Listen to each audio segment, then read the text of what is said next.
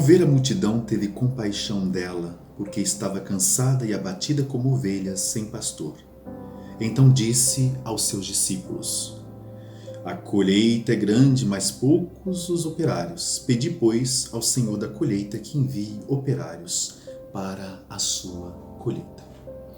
Caríssimos amigos, nós estamos celebrando o 11º domingo do tempo comum e nos é apresentado o Evangelho de São Mateus, capítulo 9, versículos de 36 até o capítulo 10 e os versículos primeiros ali do capítulo 10 de São Mateus. Eu estava esses dias navegando pela internet e eu vi a reportagem de uma criança, um menino de 6 anos que caiu numa jaula de macacos e que, para a surpresa de todos, isso em 1986, nos Estados Unidos, um gorila chamado Jambo, de 2 metros, esse gorila, ele protegeu a criança. E foi fundamental a sua atitude, porque com isso, depois chegou a ajuda e o menino conseguiu ser tirado. Mas enquanto nós ouvimos notícias, de vez em quando, de solidariedade entre animais, ou de animais para com seres humanos, é triste a gente de vez em quando ouvir notícias, por exemplo, como em 2007, daquele menino que foi arrastado durante 4 quilômetros por assaltantes, depois dele e a sua mãe serem assaltados, ou quando a gente ouve atitudes de violência contra as crianças, contra os jovens, contra negros e contra tantas pessoas. É triste quando nós ouvimos notícias de pessoas que, por exemplo, nesse contexto da pandemia, pessoas que aproveitam dessa situação para serem corruptas, para agir com corrupção, para roubar. É muito triste quando a gente percebe assim, por parte de alguma outra autoridade, uma indiferença em relação aos mortos. Eu sempre digo que, às vezes, talvez, infelizmente, o ser humano é assim. Às vezes ele precisa, não que ele precise, mas às vezes é só quando ele é atingido por um flagelo, por uma tragédia, que ele começa a sentir então o peso daquilo. Enquanto não é consigo, a gente está acontecendo com os outros, tudo bem. Então, quantas pessoas, inclusive autoridades nossas, indiferentes em relação a esse sofrimento causado pela pandemia. Por que eu estou dizendo isso? Porque Jesus, quando ele olha para a multidão, ele sente compaixão daquelas pessoas. Então Jesus sente no seu coração o sofrimento daquelas pessoas. E ele diz essa palavra tão bonita, porque estavam cansadas e abatidas como ovelhas sem pastor. Ele traz a imagem da ovelha. O que é o pastor? Dentro da tradição bíblica, o pastor é quem? O pastor é aquele que apacenta as ovelhas. As principais características do pastor é o quê?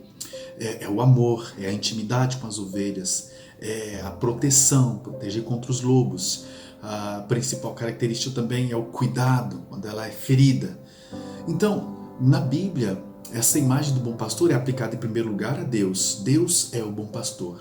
Mas Deus também confia aos seres humanos missões, autoridade, seja ela religiosa ou política, e ele também exorta que esses seres humanos que têm essa responsabilidade se revistam também dessas virtudes, se revistam dessas características. Então, quando Jesus pede para que nós rezemos, para que tenhamos, a messe é grande, mas os operários são poucos, ele está pedindo operários segundo o seu coração, operários que assumam na sua vida essas características. E aqui nós não podemos limitar esse rezar pelos operários simplesmente aos padres, aos bispos, aos religiosos. Não, nós precisamos de pais que sejam bons pastores, que apacentem os seus filhos. Nós precisamos de mães, nós precisamos de avós, de tios, nós precisamos de patrões, nós precisamos de pessoas que trabalham no dia a dia, nós precisamos de políticos, nós precisamos de autoridades que assumam na sua vida essas características do bom pastor. Os apóstolos que Jesus escolhe nesse evangelho, eles são enviados para o mundo com esse espírito de pastoreio, ou seja, com essa capacidade de fazer da sua autoridade espiritual um serviço. Por quê? Porque quando nós não vivenciamos isso, nós provocamos muito sofrimento. E sobretudo nos tempos atuais, nós estamos vendo esta onda de ódio, de polarizações, de acusações, de autoacusações, de injustiças, de mentiras, de racismo. Hoje ainda semana passada eu estava lendo um post de um amigo professor, uma professora que foi hostilizada, que sofreu preconceito quando ela estava dando uma palestra sobre a realidade da escravidão, dos povos escravizados e tudo mais. Então, assim, enquanto a gente ouve falar de animais que estão se ajudando, nós vemos na sociedade atual seres humanos revestidos de uma perversidade que assusta. Então, mais do que nunca, nós precisamos nos voltar para as palavras de Jesus. E não só para as palavras de Jesus, mas nós precisamos voltar para a prática de Jesus, que é sempre uma prática pautada por essas virtudes, por essas características.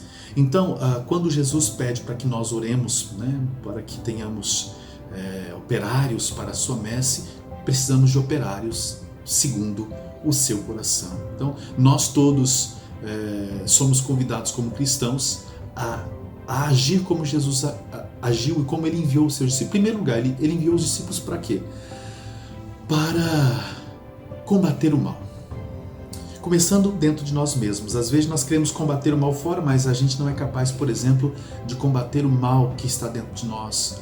O nosso egoísmo, a inveja, o orgulho, a arrogância que tantas vezes marcam o nosso coração. Combater o mal em torno de nós, ou seja, não fazer aliança com o mal, não ceder a essa tendência da perversidade, procurarmos ser pessoas justas, é claro, mas não cedermos a essa tentação de sermos perversos, de sermos maldosos uns com os outros. Logicamente, combater o mal não significa se achar o dono da verdade. Tem gente que se acha o dono da verdade. Eu costumo dizer nas minhas homilias, acha-se o dono da verdade e o último biscoito do pote. Enfrentar o mal significa ser essa presença de Deus pela sua palavra e pela sua vida. Não significa sair satanizando tudo que é diferente ou aquilo que nos é estranho. Hoje está uma mania muito grande das pessoas de satanizar aquilo que é diferente, que elas não conhecem. Então isso não ajuda em nada, isso pelo contrário, cria abismos. Muitas vezes a gente tem que ouvir, tem que entender. Eu trabalho dando aula para alunos de várias confissões, ou que às vezes não têm fé. A gente trabalha um pouco antropologia teológica, portanto temas ligados à teologia, à religião. E eu tenho aprendido muito, sobretudo esse respeito com o diferente, a capacidade de ouvir, de conhecer a religião do outro. Hoje a tendência muitas vezes é satanizar a religião do outro, então isso é um perigo. Enfrentar o mal significa se revestir das armas do amor, da justiça, da verdade, da solidariedade, com humildade, procurar fazer o bem sem olhar a quem. Porque às vezes a gente pode se revestir de orgulho, até o bem que a gente vai fazer se torna um problema porque nós o fazemos com orgulho, com vaidade. Jesus nos envia também a curar as pessoas. Nosso olhar pode curar, a nossa palavra pode curar, a nossa visita pode curar. Muitas vezes nós não nos damos conta do poder que nós temos em nossas mãos de fazer o bem. Então o Senhor nos chama a ser instrumentos de cura na vida dos outros. Eu fico muito feliz porque essa deve ser a nossa missão como sacerdotes, mas não só como sacerdotes, mas como todo e qualquer cristão. É muito bom quando alguém fala assim, esta palavra do Senhor, ou essa visita, ou isso me levantou, me trouxe paz, de alguma forma trouxe cura e paz ao coração, porque essa é a nossa missão, uns com os outros, começando em casa, marido com a esposa, esposa com o esposo, os filhos com os pais com os filhos, e assim a família toda. Atualmente, creio que boa parte dos brasileiros tem se sentido então como ovelha sem pastor. Eu não sei vocês, mas eu tenho me sentido nesse sentido, eu tenho me sentido assim, nesse contexto tão bagunçado que nós estamos vivendo, um contexto social, político, essa barra funda que nós estamos vivenciando, que é agravada ainda por tanta irresponsabilidade na forma de conduzir os trabalhos em relação à pandemia. Então, mais do que nunca, nós precisamos rezar sim ao Senhor da Messe, para que nos livre dos maus pastores, daqueles que não olham senão o seu umbigo, para o seu poder, para os seus interesses, que são violentos, agressivos, preconceituosos, racistas. Que Deus nos livre disso e que Deus suscite pastores e pastoras também, autoridades que se importem com as ovelhas, com suas feridas e não com seus próprios interesses e não com seus próprios caprichos. Deus abençoe você e sua família.